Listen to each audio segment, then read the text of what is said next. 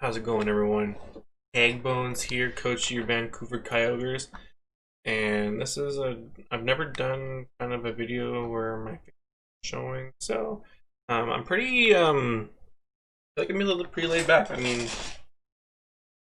other than the fact that I realized that my Twitter is wrong on my layout right here, it's actually Hags91. Um, Last season I actually took over for a coach, so this would be my first full season with the IBL, and I'm pretty excited. We drafted. You've already seen my team right now on the screen. Right now, I could probably just like call it quits. Don't matter. You've seen my team. You see what I drafted. Um, but I'm gonna go into a little detail on why I drafted why I drafted it. We ended up getting third overall pick, as you can see on the bottom left. That gave us a chance to actually let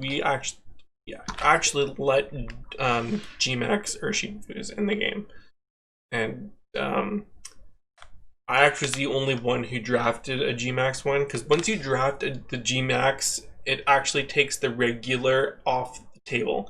So if I draft, because I drafted single strike GMAX Urshifu. Now, since I've drafted that, regular single strike Urshifu goes off the board and you cannot draft it. So the same way, if you draft the regular Urshifu, then the G-Max goes away. So we actually had someone who just drafted Rapid Strike, not the G-Max, and I thought that was the best way to, well, I mean, either way, Urshifu is really good, but I mean, you have the option of Gigantamaxing it. I mean, why would you not? So anyways, after the third pick, I didn't actually think I was even gonna get a chance to even draft it, but it ended up actually getting to me. I think actually the two people before me ended up drafting. The first draft was someone drafted Rillaboom, like first overall, and then G-Max Charizard, and then I got to draft G-Max Urshifu. So that's what I ended up going with my first pick. I mean, this thing it has a move that makes it like it crits every time. Wicked Blow, and it's absolutely disgusting. This thing actually has turn. You can actually turn with Urshifu. It's got U-turn. It's got Zen. Like it's got a bunch of like moves that you could use. Got priority. You can taunt. It's literally got everything. You can Iron Defense plus Body Press. Bulk Up. I don't know if it doesn't get Sword Stance, but it gets Bulk Up, and just abundance of moves. So like, and it's got some really good stats: 100 base HP, 130 in attack, 100 in defense, and 97 in speed. So it's got a pretty good speed tier. It's not that bad. So that was what we went with our first pick, and I mean, why would we not? The thing I disliked about my team that I took over last season was that I only had one special attacker, and my team was extremely slow. So that's not the kind of style of gameplay I like to play. Is very slow. I like to be very balanced and have my speed tiers balanced out and have Pokemon that are extremely fast too. And in our tier 1 slot, we ended up picking up Necrozma as our second pick of the draft. And Necrozma is like, it got so much better this generation. It ended up getting Dragon Dance, which is actually broken. One of the sets that I ended up using a while back when Necrozma became a thing was the Weakness Policy plus the Totemize set. And I always thought that I had kind of came up with that set on my own until, you know, it became a thing apparently. But it gets Dragon Dance. It literally can do anything you want it to be. It can be defensive. It can be offensive on the physical or special side. So, and getting Earth Power is nice too. But yeah, and Photon Geyser itself is just absolutely broken. So the fact that, and we can play like sword power sets, we can stealth rocks, we can trick room, it gets all the screens. It's literally, it's kind of like Mew, but well, I want to say that it's like just as good as Mew. I think it's in the same frequency. But yeah, we ended up drafting Necrozma, and actually, our pick after that, I ended up forgetting on how like we were drafting, and I ended up putting Necrozma in my slot 1 to be drafted, and then I ended up putting Slowbro in like slot 2 just in case I didn't get it, but I didn't put it in the backup one. I put it in the second spot. I ended up drafting Necrozma and then the Slowbro right after, which it's not what I really wanted. So I ended up actually after the draft you're seeing now. I ended up dropping Slowbro and I ended up picking up Alola Ninetales, which complements my team a lot better just because I needed a fairy type at the time when the draft was over. And I think that with the Alola Ninetales, it's really good. I mean, having ice is nice, and so is fairy. Got really good ability in snow warning, so we can hit blizzards every time. It's really good support, you know, Encore, Aurora Veil, and stuff like that. Freeze Dry is probably one of the best moves in the entire game, to be honest. You can set up with Nasty Plot, Toxic, you know, stuff like that. I mean, it's not like it's super versatile, but it gets a lot of good niche stuff that is going to complement the team a lot. Next on our next pick, I kind of wanted to get an electric type just because I figured that everyone was gonna try and get something that was a little fast, and you can see that ended up picking up Rotom Mo, and Rotom is probably like Rotom Mo is probably like one of my favorite Rotoms out of them all. And I never actually got to ever be able to use it, and now that I'm able to use it, I like the fact that it's also like you'll find that with both my Pokemon I like to be very versatile with it. And Rotom can be a lot of things. It can be a good Scarf user with Scarf user. It defogs. It can be very bulky. Like you can use it as a Rocky Helmet set, like very defensive. With like Will-O-Wisp, defog, and whatnot, and have Rocky Helmet, and then use Pain Split, stuff like that.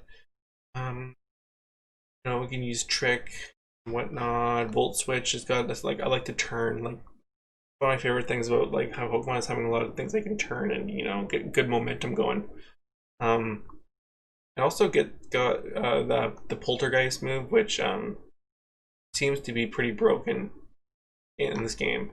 I know that it's not very a physical Pokemon, but I mean, with 110 power, I mean, it could probably be something. Could use it for something maybe, but we shall see.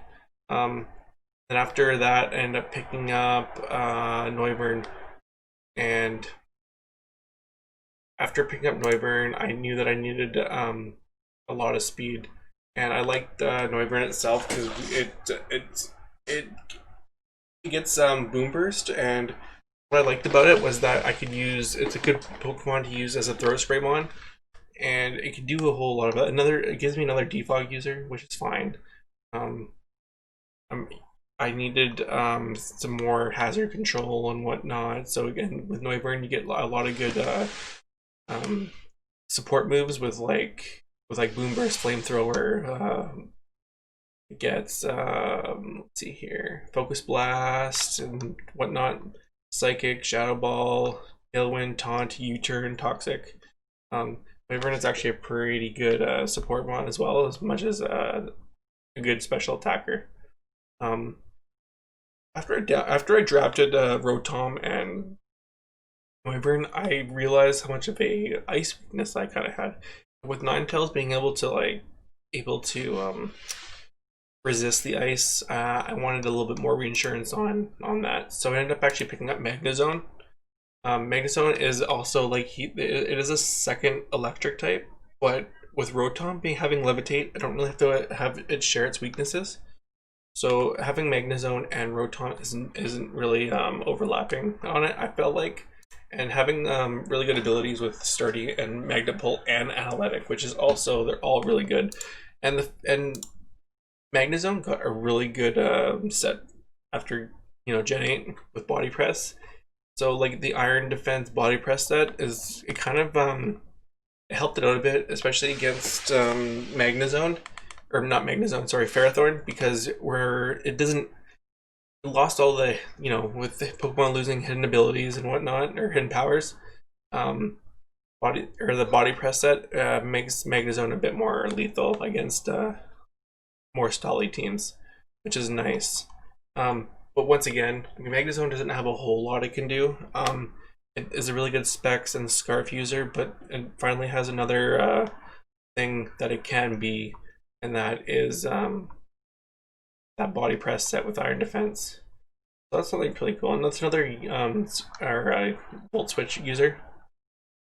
And that's probably about it. I mean, you can use Magnet Rise sets too with like, but really, I mean, there's only a few sets that you can use. And next on our list, I wanted to patch up more of especially defensive users, so I ended up picking up Blissey. Blissey is probably one of the thickest special ones out there. With Natural Cure, it's actually like it's got really good abilities in Natural Cure and Stern Grace. Probably use Natural Cure more, so we're able to switch into Toxics and Will-O-Wisp more easier, and be able to switch back out and lose those statuses. But yeah, once again, Blissey gets a ton of moves just because of Chansey being Gen 1. So like it gets basically everything, but like the biggest thing that Blissey ended up getting is Blissey is a really good Wish user, and Blissey ended up getting we're able to use Teleport in Gen 8. It got buffed, so I was able to actually switch. It's like a switch Pokemon now. So instead of using like U-turn or like Volt Switch, now Teleport is also as well. So having Blissey be able to use Teleport, maybe we can Wish Teleport out and whatnot. So that is something that is really, really good. And that just gives me a Stealth Rock user. I only had one at the time. I had Necrozma, and now that just gives me another Mon that I can use Stealth Rocks with. And that's one. Well, I mean, Blissey. I've never really used Blissey. I hate people, and I hate using the style that Blissey and Chansey are. But it is what it is, and I thought that it would fit really well on my team. And then the next on our list, I ended up picking up Rhydon. I really needed a ground type Pokemon, and this was kind of like in my point range of the best one I could use. With Rhydon also getting abundance of moves, and it being an Eviolite user, it's extremely hard to take down unless you're using grass or water. But it also gives me another Stealth Rock user, and also it's really good with body press. I don't know if it also gets Iron Defense. So like I said, Rhydon is really good with the body press set, and also really good to like Stealth Rock user. And it hits extremely hard. I mean, it's got 130 attack, so with 105 HP and 120 defense, extremely good. Now, since I ended up dropping Slowbro, I needed a water type user, and I ended up picking up Golisopod. I've never actually used Golisopod, but it's got a really good ability. I think some people say it probably could be like very hindering, but I think it helps in a way too. It's kind of like a switch, or like like a Volt Switch type thing. So you need to come in on rocks and whatnot. Like if you're switching out and you come in on rocks, and say you gotta go under 50%, it drops you back out. I believe that play some pretty good games with it. So but also with heavy duty boots, obviously Golisopod becomes a little bit better, and it gets 2 forms of priority with First Impression and Aqua Jet. So Golisopod hits extremely hard, so that's really nice. But it's kind of slow. It's got base 40 speed, so I think there's a few things that you could do with it, but Swords Dance set with it also gets me spikes. I didn't realize that. Golisopod gets spikes, so that gives me a spikes user now.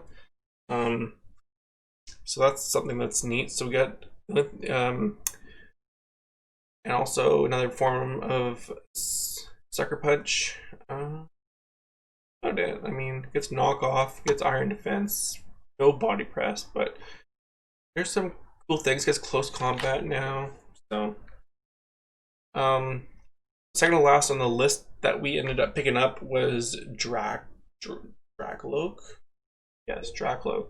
And it's, I mean, it's the NFE version of Dragapult, but it gives me a ghost user, which is fine.